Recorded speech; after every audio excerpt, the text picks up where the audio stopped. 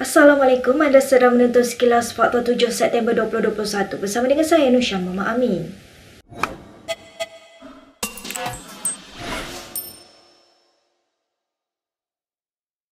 Menteri Hal Ehwal Undang-Undang Wan Junaidi Tunku Jaafar memaklumkan bahawa Yang di-Pertuan Agong telah berkenan agar undi percaya tidak dilaksanakan kepada Ismail Sabri Yaakob.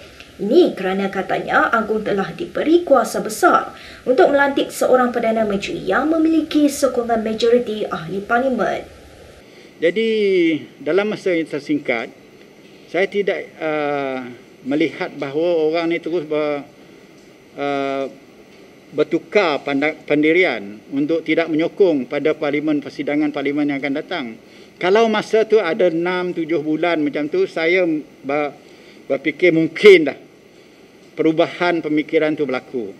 Tapi dalam masa yang singkat, Perdana Menteri baru duduk dalam kursi dia, takkan perkara ni berlaku. Jadi berlandaskan itu, Tuanku berkenan bahawa tak perlulah diadakan.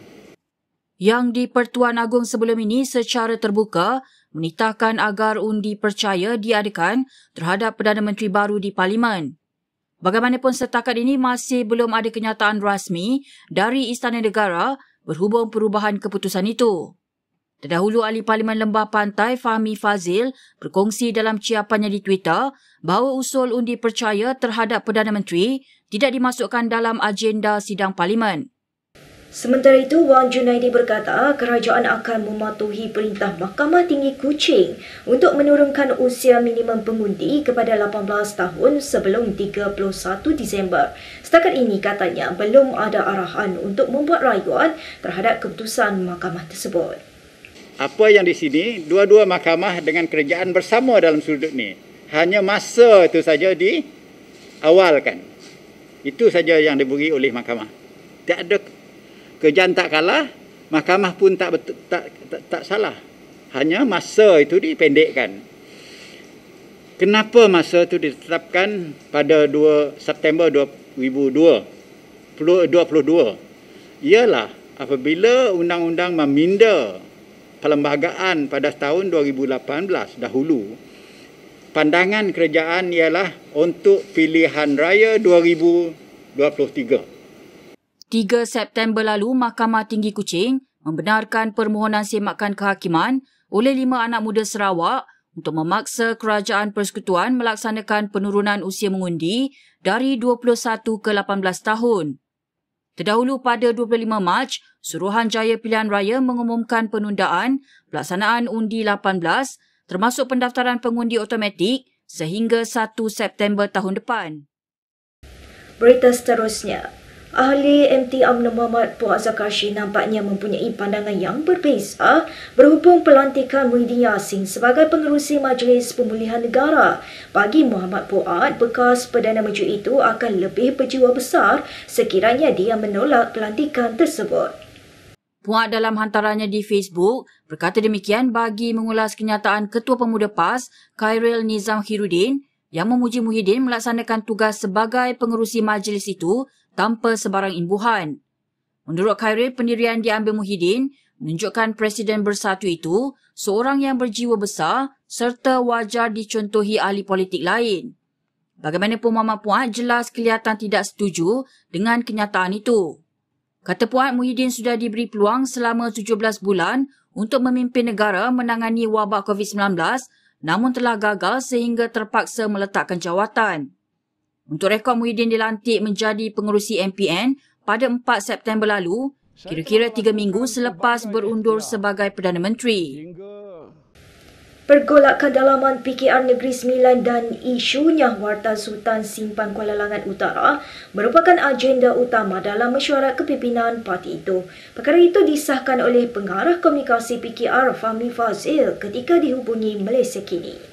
Fahmi mengesahkan laporan portal The Vibes bahawa Menteri Besar Negeri Sembilan Aminuddin Harun telah dipanggil untuk memberi penjelasan. Ini selepas beliau didakwa hilang sokongan sejumlah kepimpinan peringkat negeri sebagai pengerusi PKR Negeri Sembilan. Ahad lalu, sekumpulan kepimpinan akar umbi PKR Negeri Sembilan menyatakan hilang keyakinan kepada Aminuddin dan mahu Presiden Parti Anwar Ibrahim campur tangan.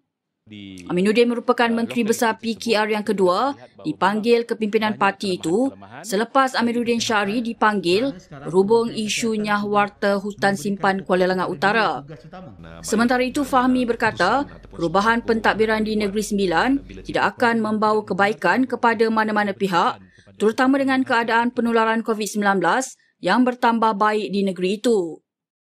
Good morning, G-Sure. Minuman pertama, produk buatan Malaysia yang bernutrisi lengkap dan berasaskan tumbuhan. Ia sesuai diminum oleh mereka yang mengalami intoleransi laktosa. Kajian oleh Universiti Tempatan menunjukkan bahawa lebih daripada 90% populasi Malaysia mengalami intoleransi laktosa. Intoleransi laktosa boleh menyebabkan perut kembung dan diarrhea. Good morning, G-Sure membantu meningkatkan sistem imunisasi, merendahkan risiko penyakit dan meningkatkan daya serta kekuatan tubuh badan. Keluarga bahagia bermula dengan keluarga yang sihat, dan saya di usia 52 tahun masih aktif, kuat dan sihat semestinya dengan Good Morning G-Sure. Kita ke perkembangan yang berikutnya. Anggota Parlimen Bayan Baru Sim Zizing hari ini menuntut agar Parlimen dapat bersidang selama 180 hari setahun. Ini menurut Sim bagi memberikan cukup masa untuk membincangkan cadangan pembaharuan yang dikemukakan oleh Menteri Undang-Undang Wang Junaidi Tunku Jaafar. Kata Sim memandangkan Perdana Menteri Ismail Sabri Yaakob mengambil alih kerajaan pada penghujung penggal, hanya tinggal sedikit masa untuknya bagi melaksanakan agenda pembaharuan Parlimen. Parlimen dijangka akan terbubar pada 23 Julai tahun hadapan. Dengan itu, Ismail Sabri hanya mempunyai 22 bulan untuk menerajui kerajaan yang baru. Sehubungan itu, Sim menggesa Menteri serta Speaker Dewan Rakyat dan Dewan Negara untuk menambah tempoh persidangan. Terdahulu, Wan Junaidi antaranya mencadangkan untuk menghidupkan semula Akta Perkhidmatan Parlimen bagi memberikan lebih kuasa otonomi kepada Parlimen. Susulan Tuan Tika Muhyiddin Yassin sebagai pengerusi Majlis Pemulihan Negara baru-baru ini, seorang pemimpin veteran UMNO mencadangkan agar bekas Perdana Menteri Najib Razak turut diberi peranan dalam kerajaan. Setiausaha Agung Veteran UMNO Mustafa Yaakob berkata, atas semangat keluarga Malaysia yang dibawa Perdana Menteri Ismail Sabri Yaakob, Najib wajar diberi peranan untuk menyumbang kepada proses pemulihan negara. Katanya keupayaan Najib terbukti khususnya dari segi dasar dan ekonomi sepanjang 9 tahun mengemudi negara dengan pelbagai program bantuan kepada rakyat diperkenalkan. Pada 4 September lalu, kerajaan mengumumkan pelantikan Muhyiddin sebagai pengerusi MPN sebagai menghargai peranannya sebelum ini. Muhyiddin pula berkata MPN akan membantu kerajaan melalui fasa pemulihan seperti yang telah digariskan. Dalam pada itu, Mustafa berkata, ia bergantung kepada Muhyiddin sama ada akan melibatkan Najib atau tidak dalam majlis tersebut. Baik, berikut beberapa lagi ringkasan berita untuk hari ini.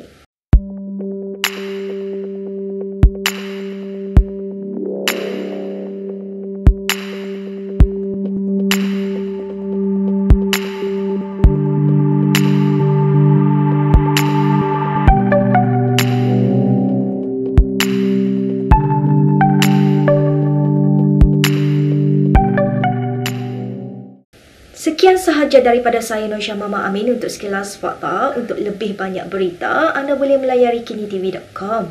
Anda juga boleh mengikuti kami di Instagram, Twitter, YouTube dan Facebook. Salam hormat dan jumpa lagi.